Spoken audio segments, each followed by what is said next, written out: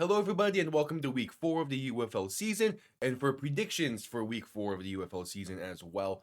Again, a lot of good matches last week. Hopefully we have a similar case this week, and a lot of changes has been happening with some of these teams, and a lot of teams looking to bounce back as well. So before I dive right into it, I want to quickly say if you're new, subscribe. It's greatly appreciated. Leave a like and comment down below any upsets you have. Now let's get right into it. To kick things off, Friday night at 8 p.m. EST, the Memphis Showboats make the trip to Michigan to play the Panthers in a Week 1 rematch.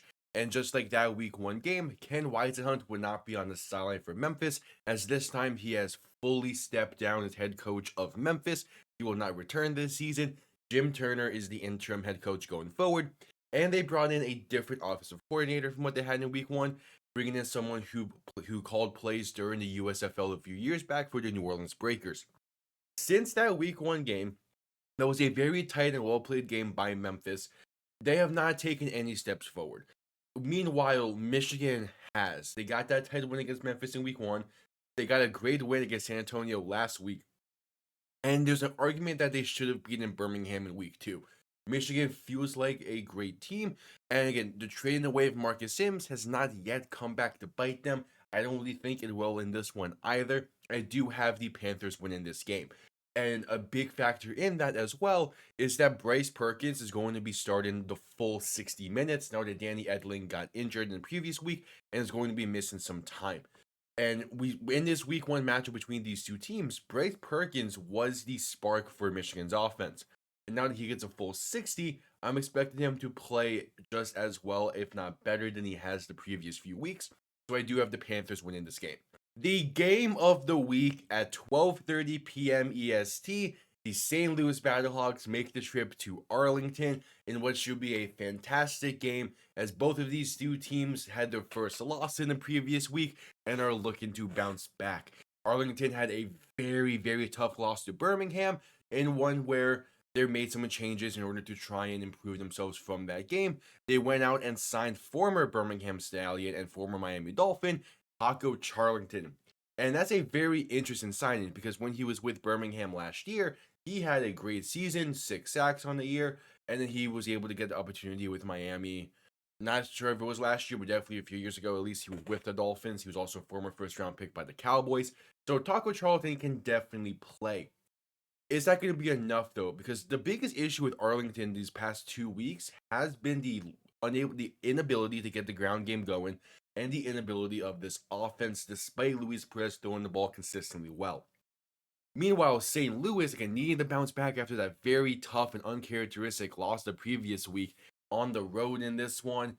I like in total what St. Louis can do as a team if they just stick to their plan and stick to what works for them. This is a good week to be able to bounce back for them. I do have St. Louis winning this game. And again, I do feel like last week was just an uncharacteristic game that's not going to define the St. Louis team at all. Anthony Beck will have them playing well. But this is my game of the week nonetheless. This is going to be a very tight game, and I would not be surprised if Arlington pulls off the upset. But I do have the Battlehawks winning. Saturday night at 7 p.m. EST, the Birmingham Stallions make the trip to play the Houston Roughnecks. Houston got a nice win last week for their first win on the season in a tight one against Memphis. Birmingham got a good win again. We got a decent win against Arlington the previous week in a game that came down to the final seconds. And this is an interesting matchup. Birmingham has definitely not played to the level that I've expected them to play this season. Houston is kind of where I expected them at, but at the same time, it feels like they could be playing better. And a big factor in all of this is Nolan Henderson is getting the full start. He's going to be playing all 60 minutes in this game, pending any injuries or anything. But it's the Nolan Henderson show in Houston, and I love that decision. I've been one that's been saying that he should have been a starter since week 1. I feel like Nolan Henderson is just the guy for this Houston locker room. They finally made him the full-time starter. Matt Corral is still going to be starting over in Birmingham after a very tough week 3. But it is a defense that really does not matter what the offense does. The defense is going to keep them in it no matter what happens. The number 1 ranked red zone defense, pretty much the number 1 ranked defense in general at this point. I do have the Stallions winning this game. If not for that defense alone, I feel like this could very easily be another 9-0 game or a 12-9 game. But that Stallions defense is going to keep them in it. And for a team like Houston, you kind of can't really let the Stallions stay in this, which is a tough thing to say, but I have the Stallions winning this game nonetheless. And to round things out for week 4, the San Antonio Brahmas make the trip to Audi Field to play the DC Defenders. And it was announced earlier in this week that Wade Phillips is going to be stepping down for the time being as head coach of the Brahmas, allowing for Peyton Party to now be the interim head coach after he was named the interim offensive coordinator the week prior.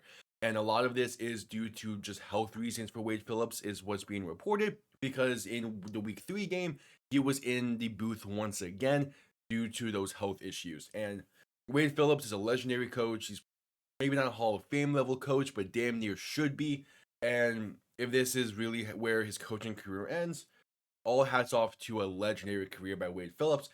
But Peyton Party did a pretty damn good job in week 3 with this team. The offense looked a lot better with him on the sideline and being a play caller. And really, the team as a whole looked great against Michigan the previous week. So this is going to be an interesting game for him and for this team as a whole. It was a defensive performance that definitely did not play up to a standard last week that what San Antonio was kind of known for. But at the same time, San Antonio is a very weird team this year.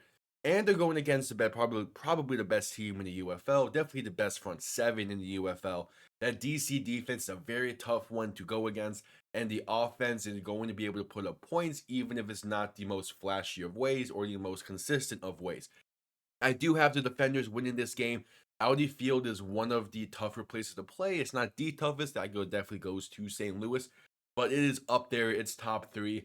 It's a tough matchup. And again, Shannon Harris, as an interim head coach, has been doing a pretty damn good job with this DC team, having them playing well. So I have the Defenders winning this game. Well, there you have it. My predictions for week 4 of the UFL season. Thank you all for tuning in. I will be live for the Friday night game between Memphis and Michigan, and I'll be live Saturday morning for St. Louis Arlington. The other two still kind of up in the air, still kind of leading towards not what won't be live for. But nonetheless, tune in for the live streams. It would be greatly appreciated. And I'll see you all next time. Have yourselves a damn good one. Peace.